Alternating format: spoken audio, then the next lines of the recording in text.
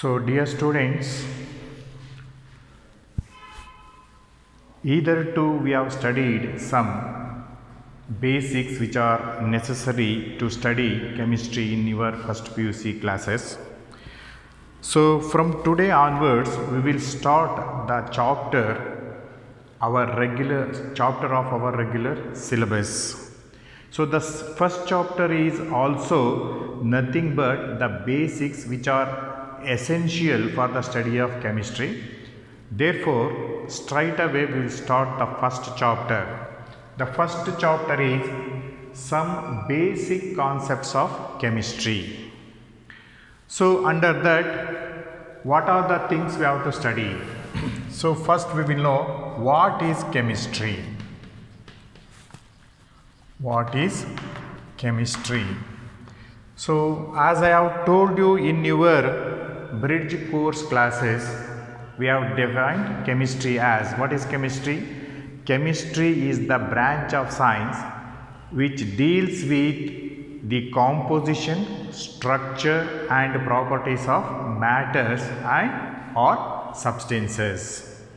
The study of composition, structure and properties of matter is called chemistry.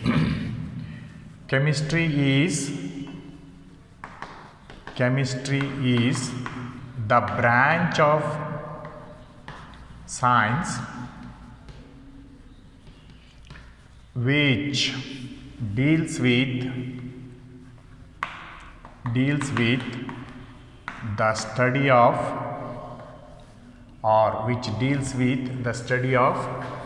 composition, structure and properties of matter or substances. So, this is what is known as chemistry. Coming to the branches in chemistry. Branches in chemistry. So, there are so many branches in chemistry, namely, as I have told you, organic chemistry, inorganic chemistry, physical chemistry, biochemistry, industrial chemistry, analytical chemistry, and so on and so forth, namely nuclear chemistry, radiation chemistry, etc. So, out of which we will study only 3 branches or 4 branches in your PUC classes. So, the branches in chemistry are number 1, organic chemistry,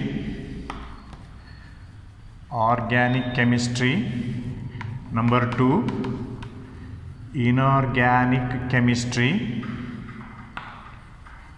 number 3, physical chemistry, number 4, biochemistry, number 5, industrial chemistry,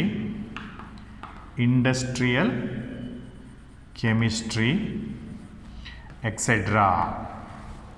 So, out of which organic, inorganic and physical chemistry are the main branches which we are going to study in your PUC classes. And then coming to the importance of chemistry. Importance of chemistry. Why should we study chemistry? Importance, they are also called as applications of chemistry. Applications of chemistry. Why should we study chemistry? What is the use of studying chemistry? So, there are so many applications of chemistry because chemistry is a very vast subject and it is very useful subject in our day-to-day life. So, namely, chemistry plays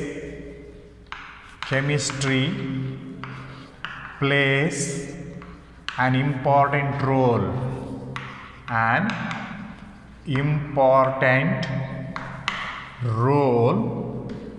in providing us. In providing us, number one, chemistry plays an important role. In providing us, number one, food, shelter, clothing, etc. So, how chemistry provides us food? So, we will grow food, we will grow crops in our fields. For the growth of crops or plants, we need fertilizers, insecticides, pesticides, and preservative for the preservation of the crops we have grown. So, all these are chemicals which are obtained from chemistry. And then coming to shelter. For our shelter, we will construct houses or homes.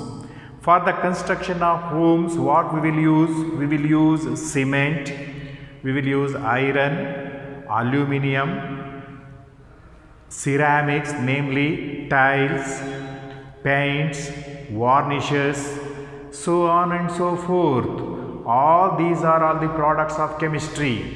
Cement, iron, sand, paints, ceramics, so on and so forth, brass, taps, etc. So, all these are the products of chemistry. Coming to the cloths we are wearing are either from cotton or from synthetic fibers. So, cotton is nothing but cellulose. It is the natural cellulose in the form of cotton. And also we will use synthetic fabrics, namely terylene, terracotta, etc. All these are the chemicals, nylon, terylene. These are all the synthetic organic compounds which are in the form of fibers, and from these fibers we will prepare cloths. Then how do you get silk? Silk is nothing but the protein which is oozing out in the form of liquid protein. When this liquid protein after coming from the mouth of silkworm, it is converted in the form of threads. From these threads, it is nothing but pure protein. We will prepare cloths. So, chemistry plays an important role in providing us food, shelter, clothing. Number two, it plays an important role in providing us life-saving drugs. Life-saving drugs such as cisplatin and Taxol. Cisplatin and Taxol, these are the life-saving drugs used in the treatment of cancer, a deadly disease, cancer. For the treatment of cancer, we are using cisplatin and Taxol. So, in your examination, you may be asked, what are the drugs which are used in the treatment of cancer? For that, you have to write cisplatin and Taxol. Similarly, AZT, this is azithromycin. Azithromycin, it is the drug used in the treatment of AIDS, AIDS, AIDS. It is also a deadly disease.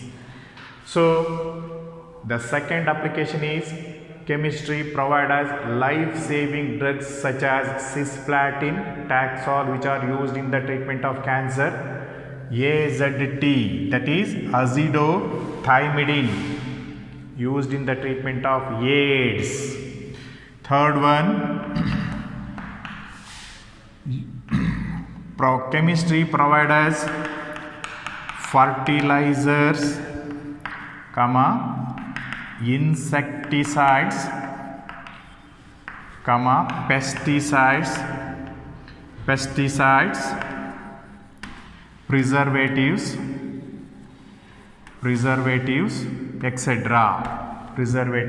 etc. Fourth one, chemistry provide us paints, cosmetics,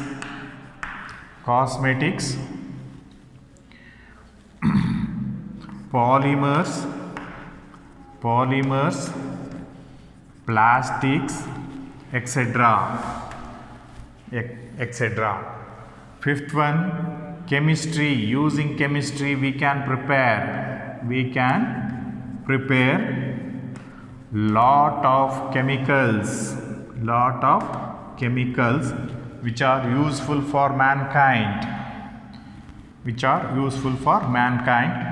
And coming to sixth one, chemistry is used in controlling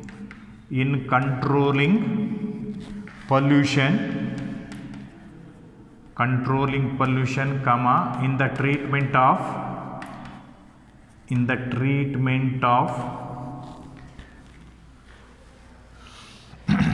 polluted water from the industries. So using chemistry we can avoid the pollution of air pollution, also water pollution, and chemistry is used in the treatment of water effluents, that is the water pollutants, etc. So these are all some of the applications of chemistry which we will use in our day-to-day life. So in addition to this, there are some chemicals which causes harmful to mankind. To name them, CFC. So fourth one, what are the chemicals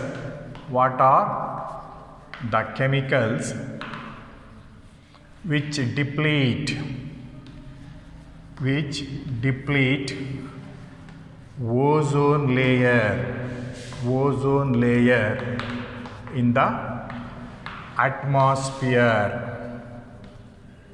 What are the chemicals which deplete ozone layer in the atmosphere? So what are the chemicals?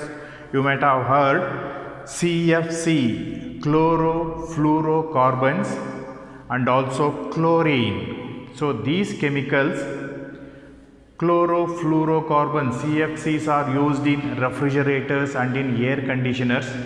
When these chemicals leak out from these refrigerators or air conditioners, what happens? They will enter into the atmosphere and they will react with ozone, causing ozone holes. So if the ozone holes are created, what happens? Ultraviolet rays from the sun directly enter into the earth and it causes harmful to both human beings, animals and plants. Therefore, what are the chemicals which causes ozone layer depletion? CFC, that is chlorofluorocarbons.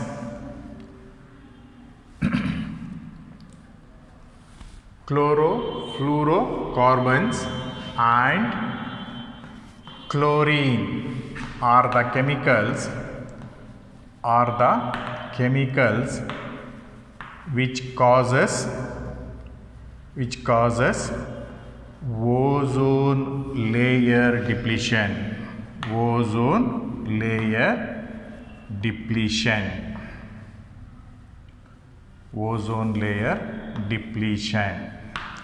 layer depletion.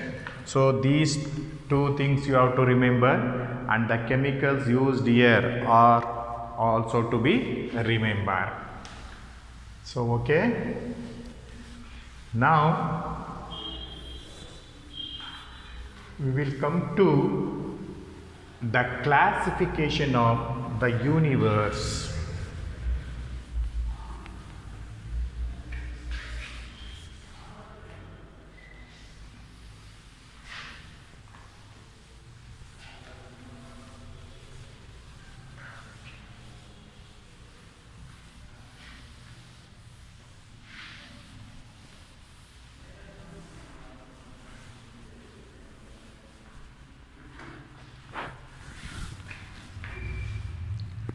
Fifth one,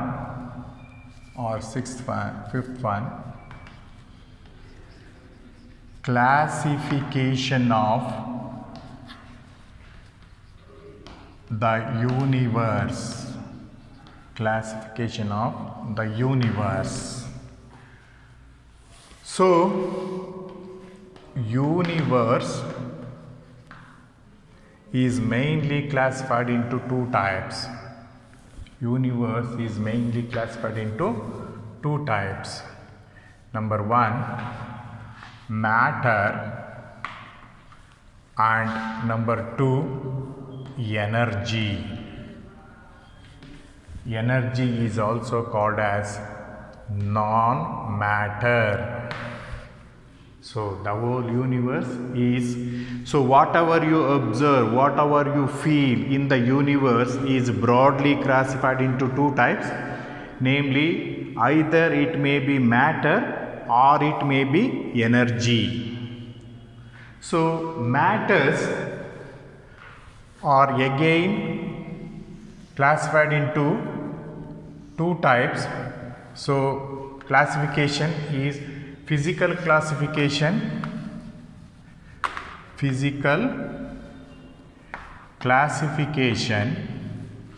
and number two is chemical classification. So matters are broadly classified into two categories. Physical classification, all matters are classified into two types, physical classification and chemical classification. Physical classification based on the physical state of the substances or the matters are classified into again three types, namely solids, liquids, and number three, gases. So matter is broadly classified into two types, physical classification, chemical classification. In physical classification based on the physical state, again they are classified into three types, solids, liquids and gases. Coming to chemical classification, they are classified into mainly two types. Number one, pure substances, and number two is mixtures. Pure substances and mixtures. Pure substances are again classified into two types, namely elements and number two, compounds. Elements are again classified into three types, namely metals, non-metals and metalloids.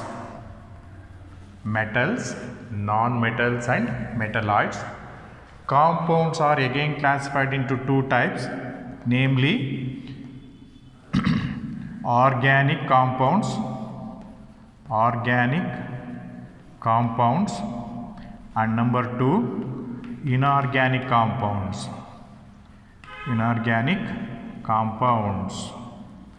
Organic compounds and inorganic compounds.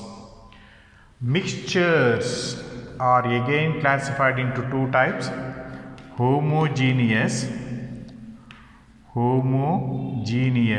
and number two, heterogeneous. Genius, homogeneous mixture and heterogeneous mixture. Homogeneous mixture and heterogeneous mixture. So this is how the universe is broadly classified. Universe is broadly classified into two types, matter and energy. So energy is a non-matter. So coming to the classification of matter based on, so matters are classified into two categories, physical classification, chemical classification, based on the physical properties, based on their chemical properties. Based on the physical state of matters, they are classified into solids, liquids and gases. Coming to chemical classification, they are again classified into pure substances and mixtures. Pure substances are again classified into two types, elements, compounds. Elements are again classified into metals, non-metals, metalloids. Compounds are classified into two types, organic compounds and inorganic compounds. Coming to the mixtures, homogeneous mixture, heterogeneous mixtures. So we will study all these substances, all these things a little bit in detail. Understand? So first we will know what is a matter. Matter. What is a matter? So, what is a matter? For example, piece of chalk is a matter. Water is a matter. Air is a matter. Iron is a matter. Wood is a matter. Rubber is a matter. Glass is a matter. Anything we see in the universe is a matter. So then how do you define matter? Anything which has mass and occupies space in the universe.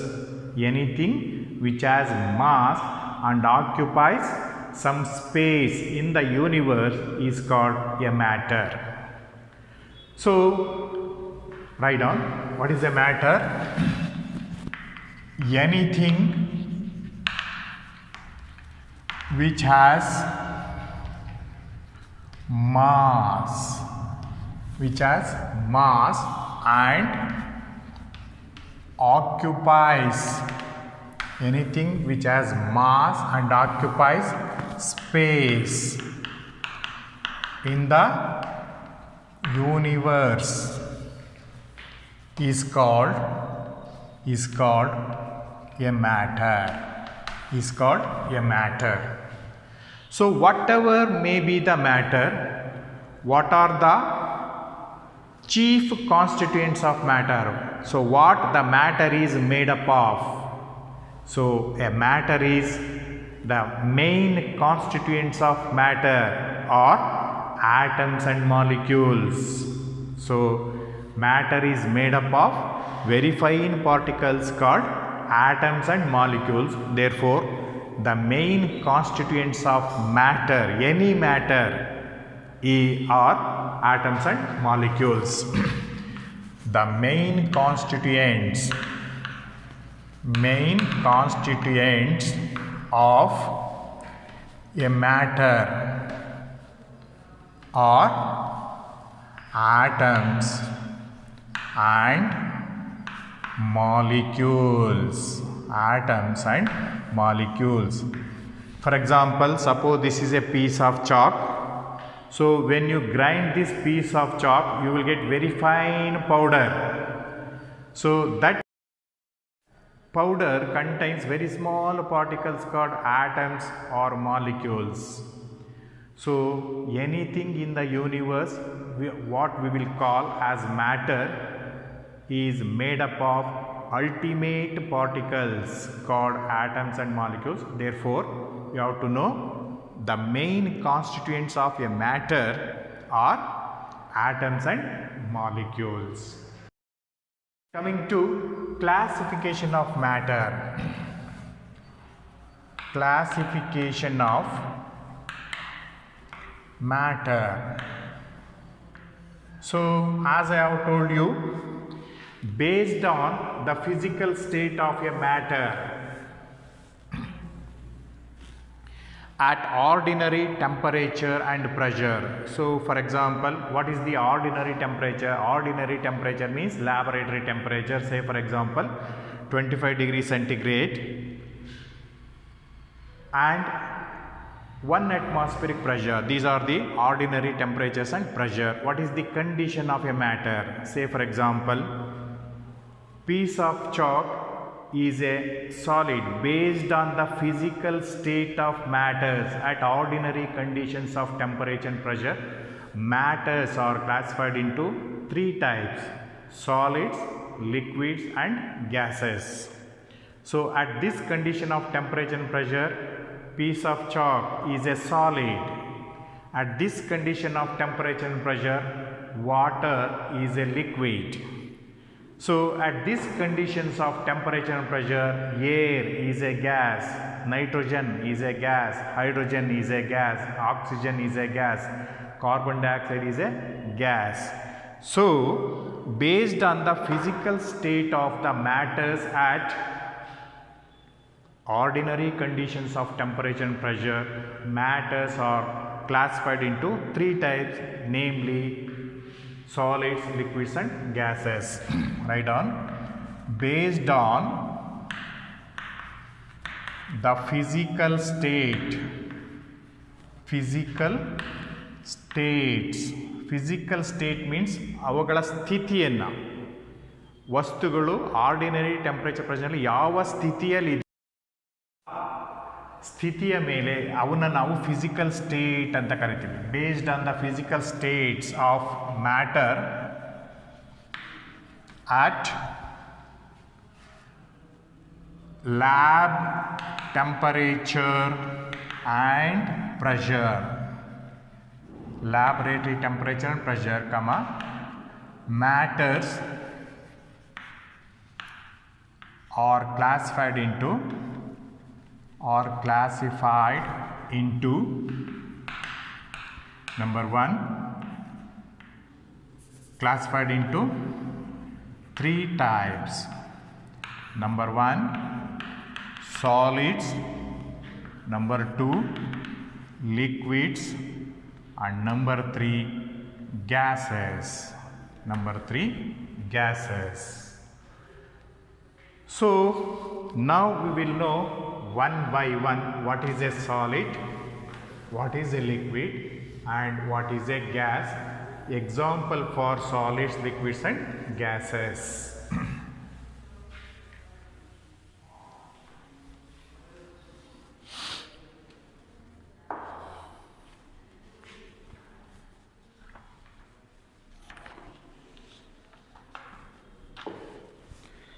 So, first we will know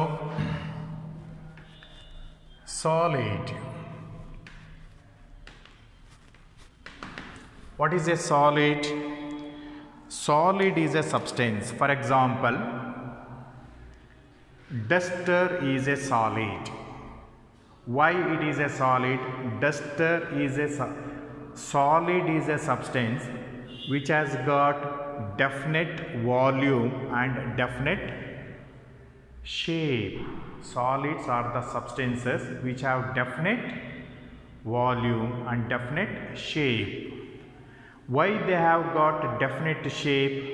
Because the particles in these solids are closely packed. Why they are closely packed? There is great force of attraction between the molecules.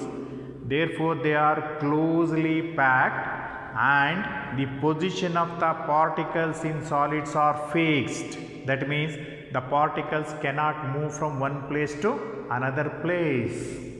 Say for example, suppose this is a solid. So the particles, they have they have definite volume and definite shape. They have definite shape. Solids have definite volume and definite shape. Why they have definite volume and definite shape? Because there is great force of attraction between the molecules. The molecules in solids are held by a great force of attraction between them. Therefore, they are closely packed and the particles cannot move from one place to another place. That means the position of the particles is fixed. Therefore, they will have definite shape. So, these are the properties of solids. What is a solid? Solids, write down. A solid is a substance. A solid is a substance. Solid is a substance which has definite volume and definite shape. Definite shape. They have definite volume and definite shape. Here there is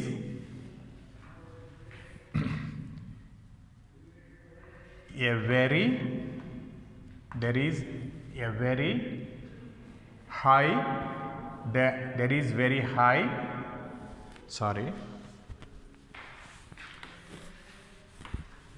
there is great force of attraction. There is very great force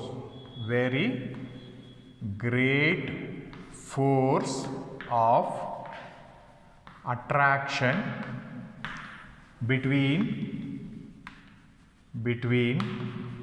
the particles, and the particles are fixed. Since there is great force of attraction between the particles are fixed, comma, there is no freedom of movement. They cannot move from one place to another place. That is why they have definite shape. Why they have definite shape? Because there is great force of attraction between the particles, position of the particles is fixed, and therefore they will have definite shape. Examples for solids: stone, wood, glass, metals like gold, silver,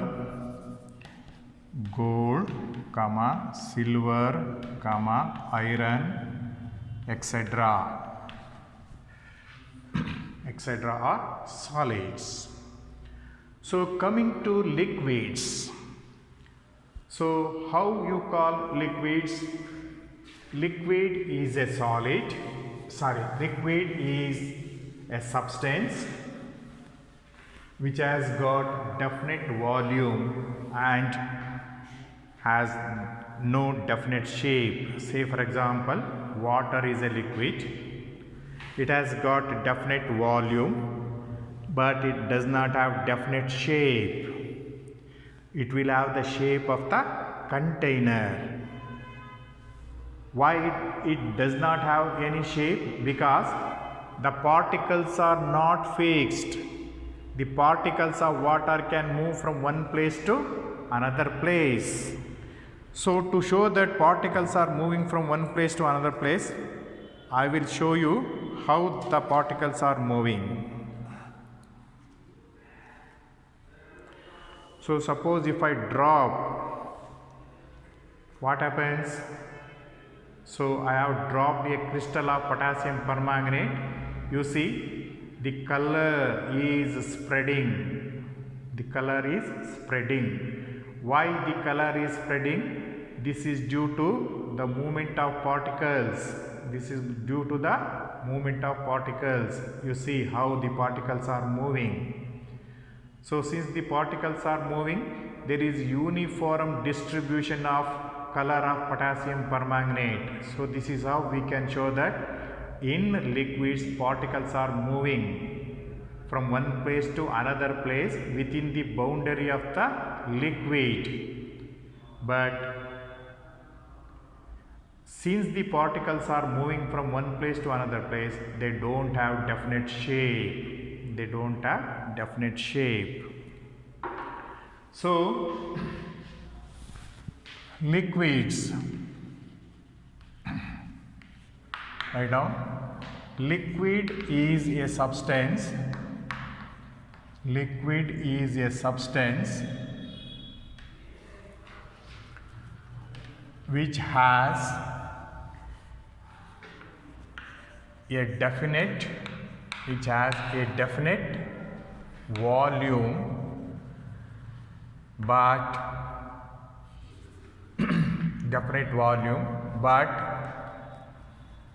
does not have definite shape. Does not have definite shape. So liquid is a substance which has a definite volume but does not have definite shape. It has the shape of the container. It has shape of the container. Why it does not have definite shape? Here there is a force of attraction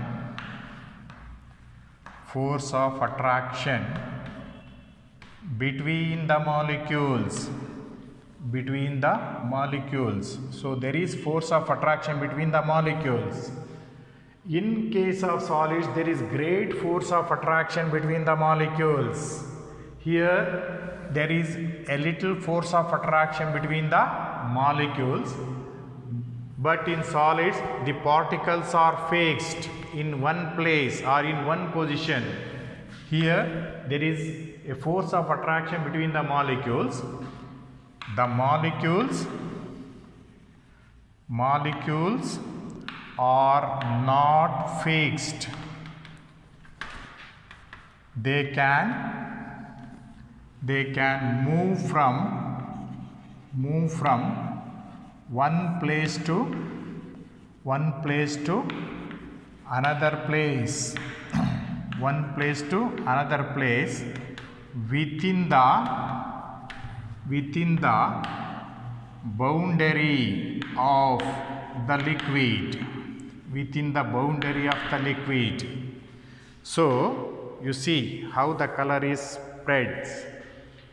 So liquids have definite volume, but they do not have definite shape. They have the shape of the container. This is because there is a force of attraction between water molecules, but water molecules are not fixed at a definite position because there is no much great force of attraction between the molecules.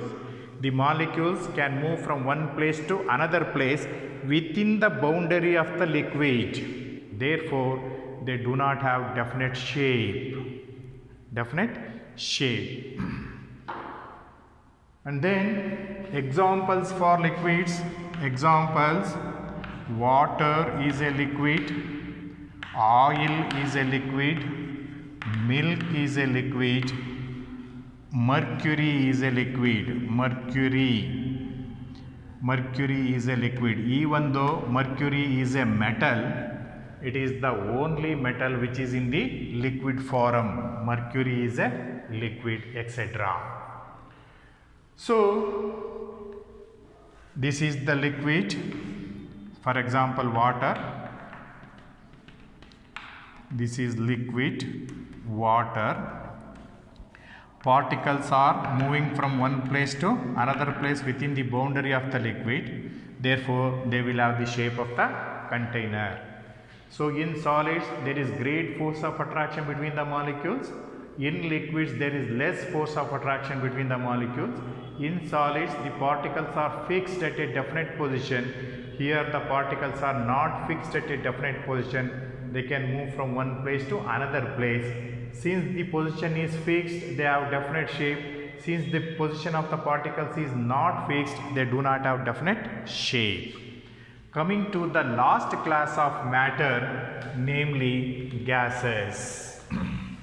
Namely gases. So, see, gases. What are gases? A gas is a substance. A gas is a substance which has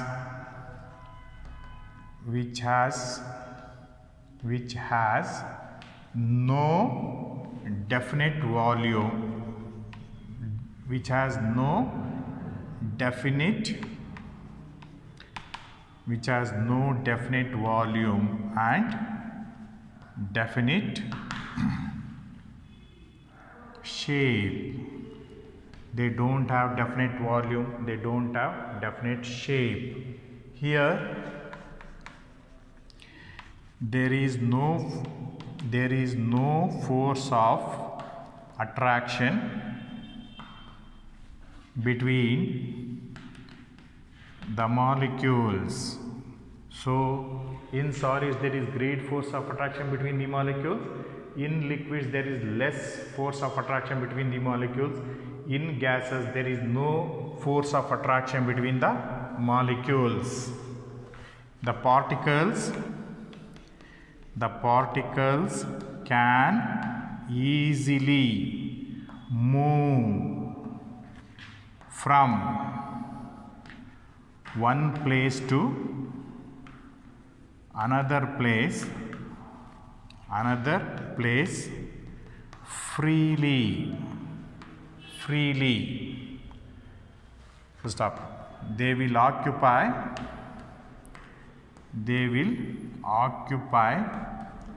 the entire volume of the container.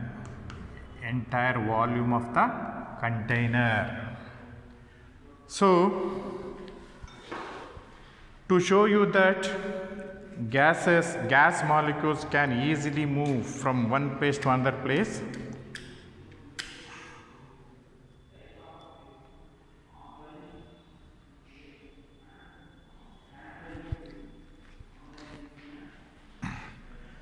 so examples. What are gases? Gases are the substances which do not have definite volume and they do not have definite shape. They can easily move from one place to another place because there is no force of attraction between the molecules.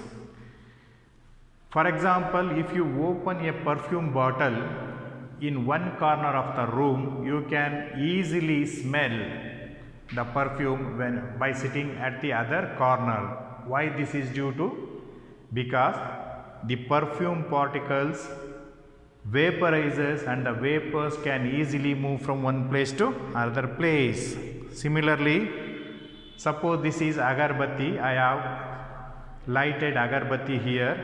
You see, these gas molecules can easily move from one place to another place. Why this is due to? There is no force of attraction between the gas molecules.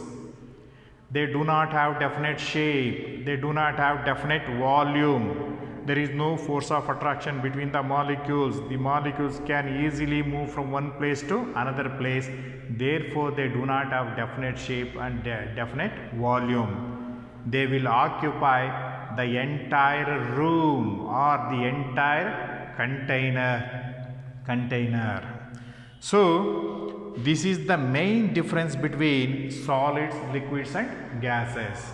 So, solids have definite shape, liquids do not have definite shape. and gases also do not have definite shape. Here particles are fixed, there is great force of attraction.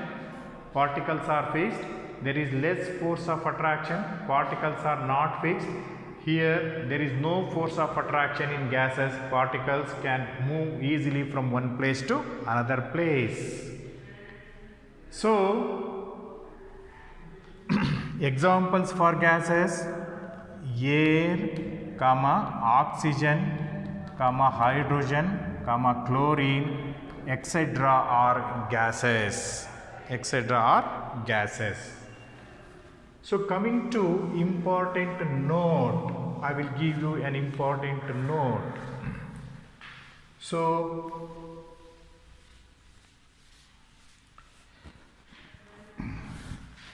note,